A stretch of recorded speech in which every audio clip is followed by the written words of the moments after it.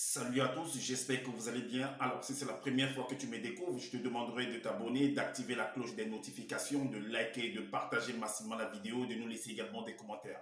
Alors, si cela est fait, je te dis merci pour ton geste. Comme je le dis constamment dans mes partages, que Salomon dit qu'il n'y a rien de nouveau. Ce qui a été, c'est ce qui est et c'est ce qui sera encore. Et que le physique est le reflet du non visible. Le Créateur, par son verbe, parle tantôt d'une manière, tantôt d'une autre, il en y prend point garde. Alors, toi qui m'écoutes aujourd'hui, si tu ne prenais pas garde autrefois, dès à présent, commence à prendre garde par rapport à ce que tes yeux peuvent voir, tes oreilles peuvent entendre, tes sens peuvent capter au travers de la nature. Analyse bien la situation, retiens ce qui est bon et ce qui est mauvais, bien entendu, et transmets-le à tes enfants, afin qu'ils puissent sortir de l'ignorance. Parce qu'il y a une formule qui dit que l'homme, la femme, l'enfant, l'être, la créature périt faute de connaissances. Donc, il est primordial pour nous de pouvoir fusionner avec le savoir, afin d'avoir une meilleure visibilité des choses. Et encore, nos pères, nos mères, dans les temps d'autrefois, ont toujours eu à appuyer leur dire, pas des métaphores, des énigmes, des paraboles, des dictons, des proverbes, en utilisant les éléments de la faune et de la flore. Et ils ne peuvent pas aller au-delà. Car la loi du Créateur le veut ainsi. Nous sommes tous contenus dans un globe. Je dis bien, je pèse mes mots. Personne ne peut sortir, ne peut y entrer. Alors, je reviens encore vers vous pour un décryptage, pour une analyse profonde par rapport à une vidéo qu'a produit ce personnage de Justin Dissaka alias Zulu Lassan, ce faux pasteur bandit de grand chemin usurpateur d'identité camerounais qui vient sur la toile pour venir raconter en fait des vomissements. En fait, il a sorti en fait un livre qu'il appelle la Bible. Le voici. Alors, donc il a fait une vidéo dont le titre est La nature des démons incubes et succubes. Et je vais vous démontrer, preuve à l'appui, avec noir sur blanc, avec ce livre que lui-même a écrit en copiant dans les livres classiques, en copiant dans le livre de Fable de l'hiver, en copiant dans le livre d'Alan Kardec, en copiant dans le livre des Secrets d'Enoch, pour pouvoir écrire ce livre aussi. Est-ce que vous comprenez? Il est venu en fait en se donnant des titres comme quoi il est le deuxième né de la création, qu'il a assisté à la création de l'humanité, que voilà, son grand frère c'est Jésus des Bibles classiques, mais que lui il appelle Jockey Sabek Koudoumane. Je vais vous démontrer que ce monsieur en fait, il se sert en fait de la faiblesse des personnes, des femmes et des hommes, des personnes qui n'ont pas le temps de lire. Est-ce que vous comprenez? Parce que si vous n'avez pas le temps de lire, de vérifier, on va vous escroquer. Et c'est ce que ce monsieur est en train de faire. Parce qu'il veut aller se construire sa maison de rêve au Cameroun. Et il profite en fait de la faiblesse des personnes qui sont en France parce que d'autres personnes se retrouvent seules, d'autres personnes sont occupées par les choses du quotidien, donc ils n'ont pas le temps de lire. Donc il va profiter de ça pour les arnaquer, pour les escroquer, en disant qu'il est le deuxième de la création, qu'il a assisté à autre chose, que les autres sont des faux pasteurs, que lui il est le vrai, il est le seul enseignant. Je vais vous démontrer preuve à l'appui. Je n'ai pas écouté toute sa vidéo parce qu'elle est longue. J'ai écouté juste un peu et j'ai pris quelques éléments de base. Parce que dans toute chose, dans toute construction, il faut une base. Pour également attraper un criminel, il faut utiliser l'objet du crime. Et ça, c'est l'objet du crime. Je vais sortir les versets, je vais sortir des éléments dans ce livre-ci qui vont le condamner. Est-ce que vous comprenez? Qui vont condamner ce monsieur. Et vous allez comprendre que ce qu'on appelle démons, que ce soit incube, succube, peu importe les noms, que ça n'existe pas. Ça n'a pas lieu d'être, en fait. Est-ce que vous comprenez? Donc, on va utiliser en fait certains éléments pour vous démontrer que voilà, il raconte du n'importe quoi, des vomissures. Pour ça, on va aller en fait dans Exode, dans son livre. On va aller dans le livre d'Exode. Alors, qu'est-ce que lui, il a écrit dans le livre d'Exode, ce monsieur? Qu'est-ce qu'il a écrit dans le livre d'Exode 12. Exode 12, chapitres 5 et 6. Voici ce que Justin Dissaka alias Zulu Lassan, ce faux pasteur, va écrire. Il écrit que Loba est seul créateur unique, vrai et véritable. Donc, c'est son Loba en fait. Parce que lui, le créateur, lui, il appelle Loba. C'est un Douala. Parce qu'il vient du Cameroun. Donc, en sa langue Douala, il appelle Loba. Est-ce que vous comprenez? Alors, donc, Loba, pour lui, c'est le créateur. Il dit que c'est le seul, c'est le créateur unique. Il n'y a pas un autre créateur. Et au verset 6, il dit, il n'y a point et il n'y aura point de créateur que Loba. Donc, il n'y a pas. Donc, si quelqu'un dit qu'il a créé quelque chose, c'est un faux en fait. Donc, il n'y a qu'un seul, et c'est son Loba qui est le seul créateur. Donc, si quelque chose existe, ça vient de son Loba. On est d'accord? Je ne fais que lire ce que lui-même il a écrit. Ok. On va aller dans le nombre 19. Qu'est-ce qu'il a écrit? Ce Zulu Lassan a écrit dans le nombre 19. Verset 15. Il écrit que Loba n'est pas un homme pour mentir. Donc son Loba en fait ne ment pas. Il écrit encore, il n'a jamais pris et ne prendra jamais la condition d'un homme. Ces éléments, ce sont très, très capitaux en fait. Écoutez cette vidéo jusqu'à la fin, analysez convenablement ce que je suis en train de dire. Parce que d'autres personnes croient que je viens raconter des bêtises, que je mets ma caméra, je mets à raconter des bêtises en fait. Analysez convenablement. C'est très très important pour ceux qui recherchent, qui ont soif de la vérité, qui ont soif de connaître comment analyser les faits de société. Alors, il continue en disant que il ne prendra jamais la condition d'un homme, d'une femme ou d'un animal. Il ne naîtra jamais en tant qu'homme, quelle que soit l'époque ou la situation. Il n'est pas un homme pour changer d'opinion. Que l'homme ne change pas d'opinion. L'opinion, c'est aussi un avis. Donc, il ne change pas d'avis. Donc, quand il dit quelque chose au départ, cette chose-là, c'est jusqu'à la fin. Donc, c'est éternel. Ça ne change pas. Ok, on est d'accord là. On va aller donc pour vous démontrer, on va entrer même dans le cœur même des choses de la création, selon ce qu'eux, ils ont écrit. Parce qu'on va s'en tenir qu'à ça. Alors, l'homme va créer, parce que ceux qui donnent des enseignements que non, les démons, les succubes, les ceci, qu'il y a des démons en fait qui existent, qu'il y a certains êtres en fait qui sont venus s'accoupler avec des animaux terrestres, ça a donné des êtres bizarres, c'est ce qu'ils disent. Et ils ne se sont pas arrêtés seulement aux animaux terrestres. Ils sont allés même aux animaux, des volatiles en fait. Ça a donné des êtres bizarres. Ils donnent des noms bizarres également là, dans certains livres. Et ils ne se sont pas arrêtés également là, dans les airs, sur la terre. Et ils sont entrés dans les fonds marins également, pour s'accoupler avec des poissons, des êtres aquatiques. Alors, est-ce que vous comprenez? Donc, on va donc voir si c'est réellement ça. On va donc voir si Loba, qui est Loba, le créateur de Zula, a pu permettre cela. S'il a pu permettre cela, ça veut dire qu'il est un homme. Parce que dans Nombre 19, verset 15, Zula nous a dit que son Loba ne change pas d'avis. Il ne change pas d'avis. Ok, on va donc aller dans Origine. Allons voir ce que Zula a écrit là-bas par rapport à ce que son Loba l'a inspiré. Puisqu'il dit que son Loba qu'il a envoyé en fait. Donc Loba va l'inspirer soi-disant par ce qu'ils appellent le Saint-Esprit. On va donc voir la connaissance que son Loba lui a donnée. Voici ce qu'il écrit. Dans Origine chapitre 1 au verset 20. Il écrit que Loba pas la manifesté, c'est important, hein. Loba pas la manifesté, donc il est en train de créer en fait. Comment Loba a créé en fait. Alors, Loba pas la manifestation de sa volonté ordonna. Et la parole vivifiante entra au sein des eaux, donc de l'océan, sous forme organique. Et ce fut là le commencement dans le visible, des premières formes de vie dotées d'une âme vivante. C'est ce qu'il écrit. Donc, la parole est entrée dans les formes, dans l'océan en fait. C'était vide, il n'y avait rien là-bas, selon il n'y avait pas d'être vivant là-bas. Ok, qu'est-ce que ça va faire? Ainsi, l'homme, par la manifestation de sa volonté, façonna par le moyen de son verbe d'innombrables reptiles primitifs colossaux, connus sous le nom de dragons ou monstres marins, dotés d'une très grande puissance extraordinaire et incomparable, n'ayant ni la notion de la crainte ni de la peur. C'est ce qu'il a écrit. Il forma également une immensité de volatiles, ailés, mâles et femelles, d'une extrême agilité et d'une rapidité étonnante pour qu'ils puissent mieux se déplacer dans les airs. Ok, le verset 21, qu'est-ce qu'il dit? Il dit, la manifestation de la volonté de Loba créa différentes formes de légions de créatures aquatiques, selon leur espèce mâle et femelle, ayant plusieurs apparences par rang et par catégorie. Des volatiles de petite et moyenne taille, selon leur espèce, en fonction de leur rapidité, force, capacité et puissance. Et la manifestation de la volonté de Loba considéra que cela était agréable. Donc, et le verset 22, qu'est-ce qu'il dit? Il dit, la manifestation de la volonté de Loba leur accorda la manifestation de sa faveur, en les dotant de tous,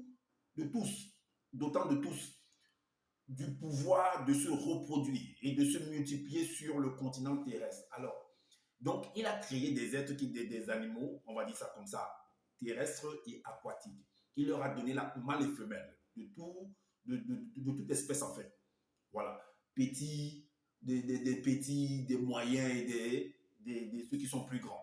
Et il leur a donné le pouvoir de se reproduire entre eux. Donc les poissons dans les fonds marins se reproduisent entre eux, selon leur espèce. Les animaux également sur la terre se reproduisent entre eux selon leur espèce. Et les oiseaux également se reproduisent entre eux, eux aussi, selon leur espèce. Est-ce que vous comprenez? Selon leur espèce. Alors, vous pensez qu'un homme va aller s'accoupler avec une espèce d'animal terrestre et ça va produire quelque chose? Vous pensez ça? Vous pensez qu'un homme va aller prendre un poisson, je ne sais pas comment il va même faire même d'ailleurs, un poisson dans l'eau, dans les fonds marins, et s'accoupler, je ne sais même pas comment il va s'accoupler avec ce poisson-là, et ça va produire en fait une créature, ça va donner naissance à une créature? Vous pensez cela? Puisqu'il leur a dit de se reproduire entre eux selon leur espèce. C'est ce qu'il a écrit. Il faut bien lire, il faut bien analyser, il faut bien réfléchir. Vous pensez cela? Alors, au chapitre 2 de Origine, il a créé les animaux aquatiques, les animaux terrestres. Il leur a donné la force, le pouvoir, la capacité, tout ça, la puissance de se reproduire entre eux. Ok. Qu'est-ce qu'il va dire au chapitre 2? Le verset 1. Il dit que ainsi fut achevé en acte spectaculaire les cieux visibles et le globe terrestre et des milliards d'océans d'étoiles avec tout ce qu'ils renferment qui s'accomplirent en puissance majestueuse ainsi que la loi régulatrice qui devait présider à leur développement. Donc là, c'était l'achèvement en fait. On est en train de lire en fait l'achèvement au chapitre 2 de la création qu'il avait eu à faire. Il a achevé tout. Le verset 3 nous dit, c'est pourquoi la manifestation de la volonté de Loba bénie par son verbe depuis la première et la 7e manifestation phénoménique et en bénissant à jamais l'existence symbolique comme étant l'époque de son retour à son état primitif après l'entier accomplissement de l'acte souverain dont il avait créé le dessein par la puissance de son saint et mystérieux verbe. Donc, tout a été achevé, fermé, dont la boucle a été bouclée. Et vous pensez qu'il va finir là, et il vient encore créer encore d'autres êtres encore? Mais si après avoir fini là, si on nous dit que la création est achevée là, et que plus tard, il y a une création qui se manifeste encore, mais ça veut dire que l'homme a changé d'avis. Nombre 19 au verset 15 va le contredire en fait. Est-ce que vous comprenez? Alors, vous allez voir ce qui va se passer. Donc, on va aller au chapitre 7. Vous allez voir, c'est la création qui va se produire là-bas au chapitre 7. Je ne sais pas si Loba était au courant de ça. Le Loba de Zoula était au courant de cette création-là, où il a assisté donc d'autres êtres vont décider de pouvoir créer d'autres êtres, en fait, sans la permission ou avec la permission de Loba, je ne sais pas. Où Loba a changé d'avis après il nous a fait comprendre qu'il a achevé au chapitre 2 d'origine, qu'il a achevé la création, en fait. Ok, maintenant, qu'est-ce qu'il écrit au chapitre 7? Au verset 6, il dit, alors, les anges déchus, donc soi-disant des créatures. Alors, certains anges, on appelle des anges, des malaïkas, lui, il appelle ça des baboulots en sa langue douala. Il dit alors, les anges déchus, descendus, donc ils sont descendus selon lui, ils sont entrés dans le groupe. J'ai déjà fait une vidéo pour montrer que c'est pas possible en fait. Mais allons dans cette vidéo-ci, allons dans son sens en fait. Alors, ces anges-là en fait, qui ne vivent pas dans notre réalité du visible aussi, dans ce globe terrestre en fait. Alors, ils vont entrer dans cette réalité. Je ne sais pas qui va leur donner la permission de pouvoir entrer, qui va leur donner le pouvoir d'entrer sans la ou vous avez la permission de l'OBA, ou je ne sais pas comment. Je dis, oh, bon, si eux aussi, ils ont le pouvoir de décider, ben, sans l'avis du créateur, de son LOBA, je ne sais pas. Mais, voici ce que Zoulaïki dit. Alors, ces anges déchus descendent et se matérialisèrent. Ils se sont matérialisés. Regardez ce qu'ils vont être en forme d'hommes noirs. Donc, c'était des hommes noirs physiques. Donc, ces hommes noirs-là, quoi qu'ils restassent intérieurement des êtres de lumière dont la semence a été aussitôt dénaturée par leur rébellion et ils choisirent chacun plusieurs femmes non initiées par leur enchantement. Ok, ils ne vont pas seulement s'arrêter là. Zoulava nous fait comprendre que dans ses écrits que ben, ces anges-là, en fait, ces êtres-là, en fait, se sont accouplés avec des animaux terrestres, ça a donné d'autres créatures. Donc, ils se sont mis à créer, en fait, ce que le créateur, lui, n'a pas voulu. Vous entendez ça? Ils sont allés, ils se sont pas arrêtés sur le terrestre, ils sont allés même dans les fonds marins. Ça a couplé également avec des êtres aquatiques. Ça a donné également des êtres là-bas qu'ils appellent les Mami Wata. D'autres vont dire la dame de côte. D'autres vont dire les sirènes des eaux. D'autres, je ne sais pas, d'autres vont donner. Et ils ne se sont pas arrêtés là. Ils se sont allés sur les animaux de l'air, en fait. C'est-à-dire que les volatiles, ils se sont accouplés avec les oiseaux. Ça a donné également des créatures. Vraiment du n'importe quoi. Regardez des vomissures comme ça. Et vous êtes là, vous écoutez des choses comme ça, vous acceptez ça. Vous n'avez qu'à lire et à analyser et à en déduire. C'est de la science, c'est de la mathématique. Tout simplement. C'est-à-dire, ces gens-là qui sont venus et qui lisent des choses, mais on vous a caché beaucoup de choses. Je suis là pour vous expliquer les choses terre à terre, afin que vous puissiez mieux comprendre.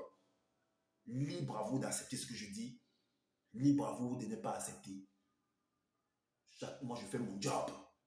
Alors, maintenant, le verset 16, voici ce qu'il dit. Il dit que ceux qu'on appelle démons et démones sont le fruit de l'hybridation issue de l'union entre les anges déchus et les animaux de la terre. Ces derniers avaient des corps physiques avant le grand cataclysme. Et c'est à cette période que l'annihilation de leur corps fut complètement exécutée.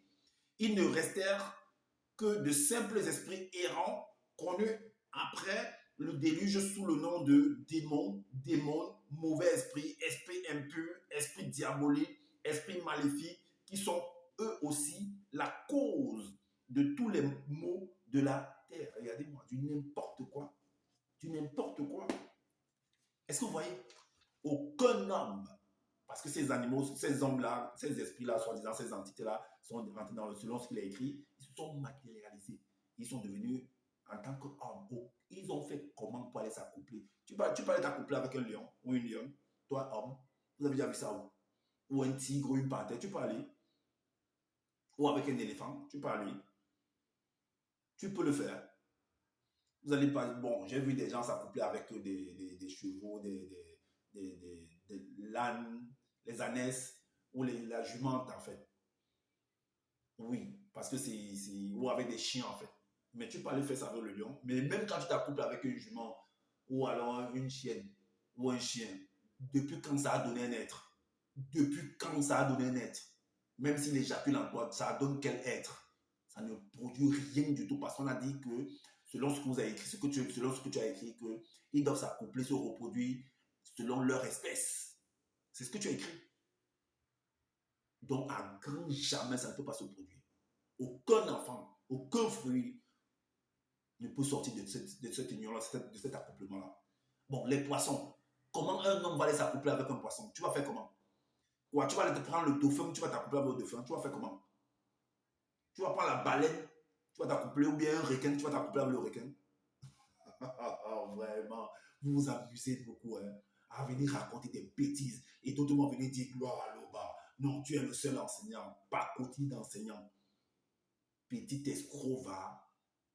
Zola, tu es un pion, tu es un tintin. Je le dis haut et fort, je pèse mes mots. Tu ne maîtrises rien du tout. Tu ne maîtrises rien, tu es un pafloteur. Tu es un manipulateur tout simplement. Donc voilà ce que j'avais à vous présenter. Vous-même, voilà la démonstration que ce n'est pas possible, cette affaire de démon, ça n'existe pas. C'est une affaire qui a été mise en place comme ça pour faire peur aux gens. Ça n'existe pas. Ça n'a pas lieu d'être. Donc, comme je le dis toujours à la fin de mes partages, que je n'ai pas la science infuse. Si vous trouvez qu'il y a des manquements par rapport à ce que je viens de dire, dites-nous en commentaire, sinon on fait des vidéos pour pouvoir éclairer les uns et les autres également. Abonnez-vous à ma chaîne, activez la cloche des notifications pour être averti des prochaines vidéos. Likez, partagez massivement cette vidéo afin de faire connaître l'imposture de ce bandit camerounais de faux pasteur qui raconte n'importe quoi. C'est une usurpateur d'identité qui est venu sur les réseaux sociaux en faisant des vidéos, des vomissures qu'il raconte partout. Est-ce que vous comprenez? Et également, prenez soin de votre famille, prenez soin de votre santé car c'est important pour le combat futur. Je vous dis à bientôt pour une prochaine vidéo. Ciao!